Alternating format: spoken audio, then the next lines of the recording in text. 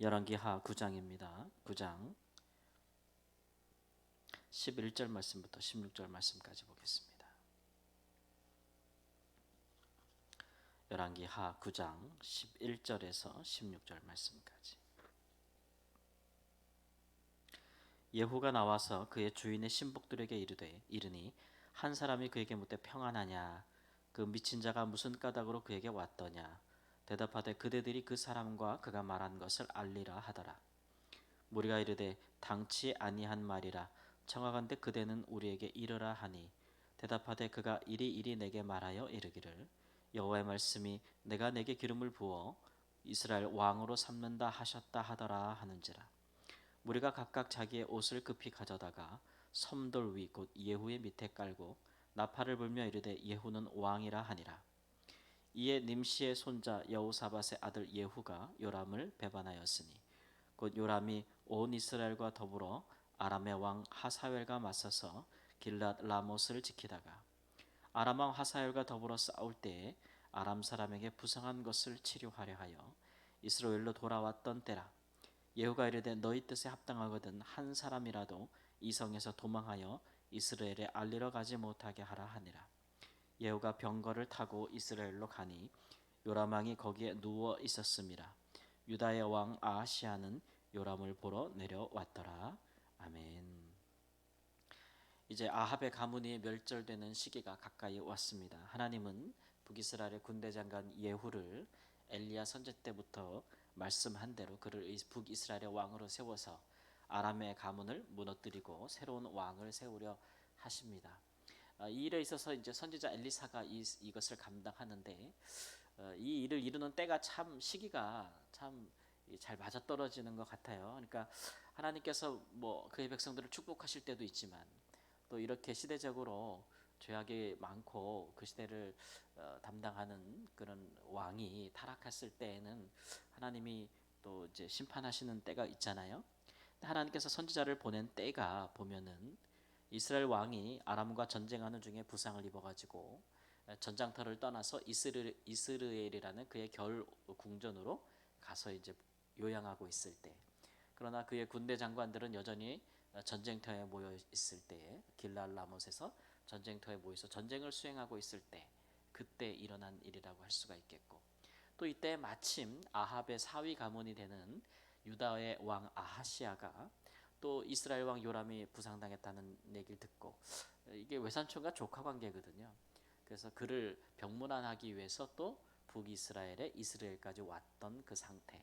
그러니까 하나님께서 아합의 가문을 멸절할 때는 아합에 속한 자는 누구든지 남자를 물어하고 다 하나님께서 정리한다고 하셨거든요. 그러니까 이때 이제 유다 왕도 포함이 되어 있는 거예요. 그래서 하나님은 이 시기에 북이스라엘과 유다를 한꺼번에 그 왕들을 이제 바꾸시는 개혁하는 일들을 예후를 통해서 이루신다라는 그런 시기적으로 하나님과 이때를 정하였음을 알게 하는 것이죠. 북이스라엘의 군대 장관들이 다 모여 있을 때에 엘리사가 보낸 선지자가 왔는데, 뭐 선지자의 몰골이 엘리야 선지자 때도 그랬지만 뭐 당시에 어떤 바알의 제사장들이나 혹은 그 전에 있었던 성전의 제사장들 같이 그 용모나 뭐 이런 것들이 화려하거나 저는 정결하거나 고급스럽거나 이러지 못했잖아요. 선지자들은 그저 자기에게 있는 헌 겉옷이라든지 무슨 약대 털옷이라든지 이런 것들을 입고 행했기 때문에 그 겉모습이 그렇게 뭐 이렇게 좀 존중받을 만한 그런 모습은 아니었어요. 다만 그 안에 있는 하나님의 말씀이 권능이 있고 권세가 있었던 것이죠. 그래서 그런지 이들이 이 선지자를 보고 예후가 돌아오자마자 묻는 것이 그 미친 자가 당신에게 무슨 말을 했습니까? 이렇게 얘기하고 있는 것을 볼 수 있어요. 그들이 이제 하나님께서 보낸 선지자라는 것은 알고 있었지만 그들이 이 선지자를 대하는 태도를 보세요. 그 외모를 보고 이야기했든, 그러나 그것만은 아닌 것 같고 그들이 기본적으로 이제 선지자를 통해서 주는 하나님의 말씀에 대한 어떤 신뢰 또는 어떤 말씀에 대한 믿음 또는 존경, 이런 것들을 전혀 표하지 않는 것을 볼 수 있어요. 선지자를 향해서 미친 자라고 말하는 사람들이 그 입에서 나오는 뭐 무슨 말인들 그들이 귀담아 들을 리가 있겠습니까? 이런 이제 마음과 태도를 갖고 있었는데 예후가 그것을 숨기지 않고 공개적으로 얘기하죠. 사실은 그 사람이 와서 내게 말하기를 여호와의 말씀이 내가 내게 기름을 부어 이스라엘 왕으로 삼는다 하셨다. 이렇게 얘기하자마자 이들의 태도가 돌변하는 것을 볼 수가 있어요.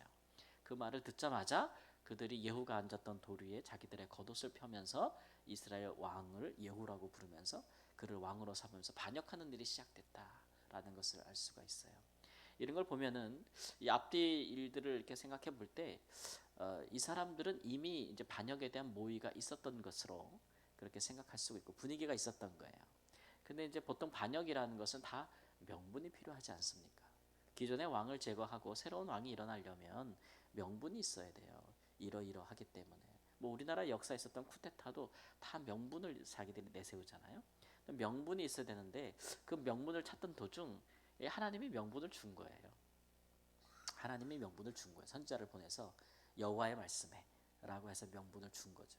그러니까 이 사람들이 선지자를 향해 미친 자라고 말했다가도 자기들이 원하는 말을 딱 주자. 금세 태도가 돌변하는 것을 볼 수 있어요. 이런 사람들은 진실로 하나님을 경외하는 사람들이라고는 할 수가 없어요.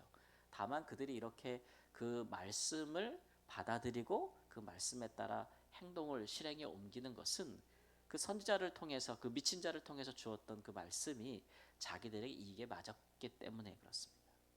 자기들의 이익이나 자기들의 실익, 자기가 하고자 하는 일에 맞았기 때문에 명분상 것을 취하는 것이죠. 그러니까 이런 일들은 종종 있어요. 이런 사람들은 하나님을 경외하거나 믿거나 따르는 사람들이라고 볼 수는 없습니다.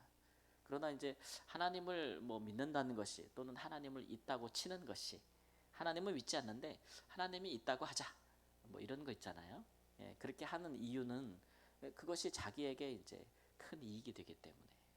그래서 성경에서도 신약 성경에 보면 경건을 이익의 재료로 삼으려고 하는 자들에 대한 경고를 우리가 알고 있잖아요. 하나님이 있든 계시든 상관없다. 내가 그를 믿든 안 믿든 그게 중요한 것은 아니다. 예, 그것이 내게 이익이 되겠는가? 실제로 지금도 이런 마음으로 교회를 출입하는 사람들이 있을 수 있어요.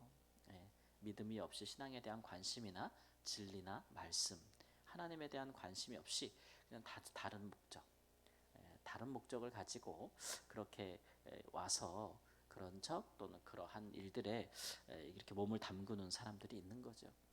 그런 일들은 예전이나 지금도 있는데 진실한 믿음에 이르기 어렵다라는 것을 볼 수가 있어요. 그러면 하나님께서는 이런 자들에게 왜 명분을 주시는가? 이런 자들에게 이용당하는 것이 아닌가라고 생각할 수 있지만 그것은 사람 편에서 그렇고 하나님 편에서는 이러한 사람들을 통해서 이제 아합의 가문을 심판하시려고 하시는 하나님의 계획을 이루려 하심이에요. 예, 그래서 이 일들이 이제 뭐 진행은 됐을 텐데 이제 중요한 것은 아합 가문의 심판을 당하고 왕이 바뀌는 역사에 대한 시기를 하나님이 조절하고 있는 거예요. 하나님이 명분을 줘서 이때다라고 얘기하고 있는 것이고 이때 북이스라엘 왕 요람과 유다 왕 아하시아까지 한꺼번에 정리하려고 하는 하나님의 이 때와 시기는 권한은 누구에게 있다 그랬어요? 하나님에게 있다. 하나님이 이 때를 딱 정하셔서 하고 있는 것이고 또 누구를 통해서 어떻게 할지에 대해서도 하나님이 정하시는 거기 때문에 이게 이제 하나님의 정치다. 이게 겉으로 보면 다 사람이 정치하는 것 같아요. 여호와 그의 무리들이 명분을 삼아서 자기들이 이제 반역을 일으키고 왕이 되는 것 같지만 사실 성경의 관점은 그것이 아니라 그 모든 배후에 하나님이 그의 정치를 하고 계심을 우리에게 말씀하고 있는 것이죠. 이렇게 명분을 얻자마자 이 예후가 얼마나 신속하게 그가 반역하고 있는지를 보여주잖아요. 그렇죠? 그래서 아무도 그 성에서 빠져나가서 이 일에 대해서 이스라엘로 가서 북이스라엘 왕 요람에게 알리지 못하게 하고 자기 혼자 전쟁터를 이제 뭐 일부 군인들과 함께 나왔겠죠. 전쟁터를 빠져나와서 이제 왕을 찾아가는 것을 볼 수가 있습니다. 이렇게 반역은 신속하고 은밀하게 진행되어지고 있는 것을 볼 수가 있어요. 보이는 것은 사람들의 반역과 모의와 행위지만 그러나 그 이면에 계신 하나님께서 그 일들을 주도하고 계시다는 것을 보여주면서 진짜 이스라엘의 주권자는 누군가? 라는 것은 하나님이라는 것을 보여주고 있어요. 그것은 하나님께서 그의 백성들을 돌보실 때나 또는 그의 백성들의 죄악에 대하여 징계하실 때나 마찬가지다 이런 얘기죠. 이런 일들에 대해서 우리 믿는 사람들이 이런 선한 일들과 악한 일들에 도모되는 것 또는 이런 어떤 사람에게 속한 좀 악하고 교모한 일들에 대해서 하나님께서 그런 일들에 대해서 명분을 주거나 어떤 일을 하신다고 해서 그 일이 하나님이 악하다는 것이 아님을 잘 분별할 수 있는 지혜들이 우리에게 필요한 거예요. 하나님은 사람에게 이용당하시지 않습니다. 다만 하나님이 그의 목적을 위하여 하나님은 누구든 사용하실 수 있을 뿐이에요. 그러나 그 일에 대해서 악한 사람이 자기 책임은 없다라고 말할 수 없는 거죠. 하나님이 그리하셨으니 이 일에 대해서 나는 책임이 없다라고 해서 말할 수 있는 것은 아니에요. 이런 일들에 잘 분별할 수 있는 지혜나 이것을 잘 우리 안에서 이해할 수 있는 안목들이 사실은 신앙인들에게 좀 필요한 것이겠죠. 지금도 이런 일들은 우리의 삶에 많이 일어나고 있는 일입니다. 하나님이 이렇게도 일하실 수 있다는 것을 우리가 알지 못하면 우리가 일어나는 일들 가운데 요즘 일어나는 일 가운데 하나님이 어찌 일하시는가에 대해서 그 길을 찾아 알 수가 없는 것이겠죠. 그래서 성경을 통해서 하나님은 이렇게도 일하심으로써 이런 자들을 통하여 이렇게 악한 자들을 또 심판하시기도 하시는구나. 이런 일들을 또 깨달아 알 수 있는 지혜가 있기를 우리 주 예수님의 이름으로 축원합니다. 아멘.